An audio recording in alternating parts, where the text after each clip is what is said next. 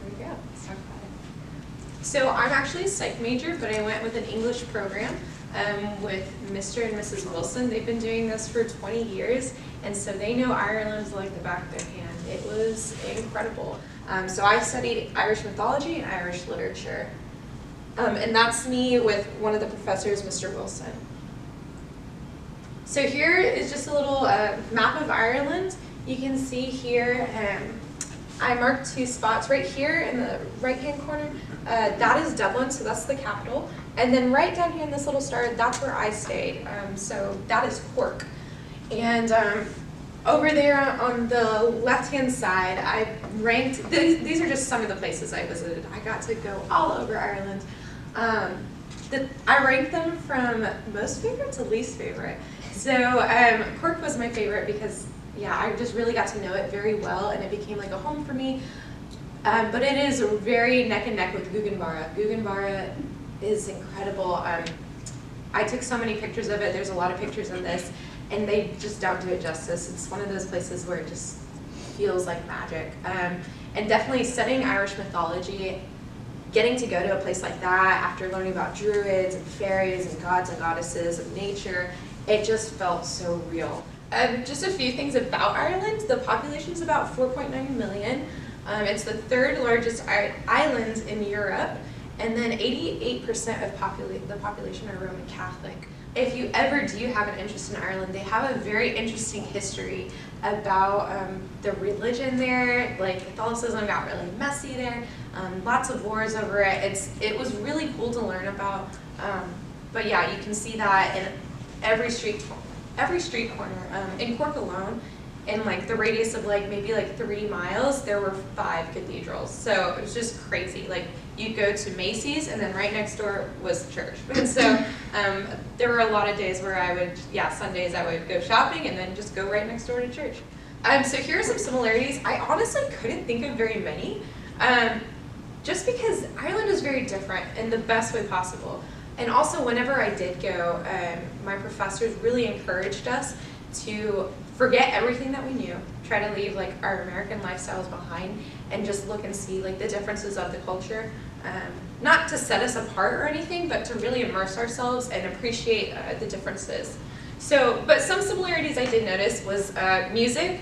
So I don't know, I guess I went there really expecting like the jigs and all of that, like old Irish tunes, very stereotypical. But yeah, going to pubs and stuff like that, which the drinking age is 18. Going to pubs and yeah, listening to the music, they played the exact same music. I knew every song every time I walked in somewhere. Yeah, it was really cool. So everybody got to sing along. And then also the sports, just like America, they're really big sports fans. The only difference is their biggest sport is hurling. It's basically like a combination of tennis and football and soccer. They have this long stick called a hurling stick, and on the end of it you balance a ball that's about the size of a baseball, and you run with it as fast as you can on this paddle, which is crazy for one to just balance it. And then it gets insane. People are whacking each other with these wooden sticks, and you have to like hit it into a goal. It's really crazy. They also really love football and soccer, so that was really cool to see, to walk into a pub and just see like the excitement of everybody watching those games. Some of the differences, and these are just a few, is the food. The food there was really, really good.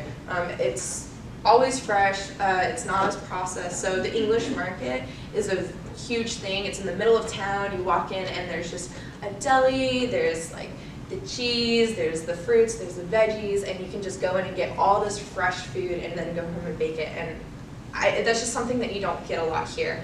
It's like very locally owned, like farmers like bring their stuff in. It's also very meat heavy, so it's a little bit hard to find like vegetarian options. I love meat, so it was really awesome. So some of their like famous dishes are blood pudding, Irish stew, shepherd's pie. All of that has beef in it. That's like the main, the main food in it. Blood pudding is actually made out of blood. I thought it would be like a mush. It's actually a sausage, and it has like intestines and blood in it. It sounds very gross. It's actually pretty good. So the people there, I thought about putting this on similarities because a lot of people in Texas are very kind and welcoming. But Ireland's on another level. There was this one time I lost my wallet, actually the first week there, and it included my ID, like my driver's license, my student ID, 300 euros, and my credit card. So I had nothing. And I started going from door to door with my professor and knocking on doors seeing if they could find it. And every door I went to, they would immediately go, "Oh, hello, darling, come on in for some tea." I didn't know any of these people, but it was like they were so welcoming. And then not only that, like immediately when I told them like I can't find my wallet, they were like, "Well, let's get your name and number, we'll keep in contact," and like they would like message me throughout my time there to see if I had found it. Like very caring people. I was invited to people's birthday parties that I met the same day. Yeah, it was just incredible. I got to know a lot of people. And then finally I put eco-friendly. My first day there was really crazy because I got there a day before everybody else and I was walking the streets at night. So I was walking the streets around 9 o'clock at night. The sun was still up and it was like dead quiet. And it was honestly really eerie. But what I realized is, for one, they don't have any AC. So that like white noise that we get so used to, there was none of that. And also all the cars, whenever they come to a stop, they shut off. So the engine cuts off. And that's to reduce the emissions that are put out. So it was just so eerie how crazy quiet it was, but also like I came to appreciate it a lot. Yeah, a few other things is there's no grocery bags, so you have to bring your own bag everywhere. And also because transportation, oftentimes people don't drive cars around, they take the bus or the train. You have to carry everything with you. So that means you don't buy in bulk. So it's all those Costco and Sam's and like buying everything for like the week to come. It's really like you go every 2 or 3 days and just carry whatever you can back home from the store. So that was very new. And then compost and recycle bins were everywhere. It was a very clean city in Cork. Yeah, I just learned a lot about like conserving the environment and it was really cool. Another thing is the language. So like the US, they speak English, their main language is English, but actually the country's national language is Irish. So all the children in elementary school have to learn Irish, but it's a lot like, they explained it in a way that it's a lot like in high school we all have to learn like Spanish or another foreign language. But that's not really their first language. They learn it, but they don't know it that well. They know a few phrases. So for the most part, everybody spoke English, I'm sorry. But they have a very thick accent and some of their phrases are different. Yeah, so these are just some of the ones that I heard a lot. Tanks a million. Oh, they also dropped the H, so it's tanks. So tanks a million. Instead of looking for the bathroom or the restroom, you say, "I'm looking for the toilets." You okay? So that's something I really never got used to. Whenever you go to check out, instead of saying, "Did you find everything you were looking for?" they go, "Are you okay?" And for me, that always threw me off because I'd be like, "Yeah, I'm fine. Like, are you okay?" But that's just like asking if you found everything you needed. Cheers is another way to say thank you or have a good day. You say cheers all the time. This one I have a hard time pronouncing, but "Seed Mil Faute" means 100,000 welcomes. So that's in Irish. But that's something that's just like a little phrase that people greet you with and send you on your way with. Takeaway is another way to say, "I want to get it to go." Idiot is someone, calling you an idiot. And then Jesus is, so seeing that this country is Roman Catholic, it was really funny as someone had a story that they asked, you hear people say Jesus all the time. And someone asked, like, "Why do you say that? Like, you're using Jesus' name in vain and you're Catholic, like, doesn't that, aren't you not supposed to do that?" And they're like, "Oh, no.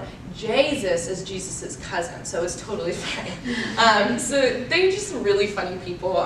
But yeah, these are just some of the ones that I heard, like, on a daily basis. This is Guggenbarra.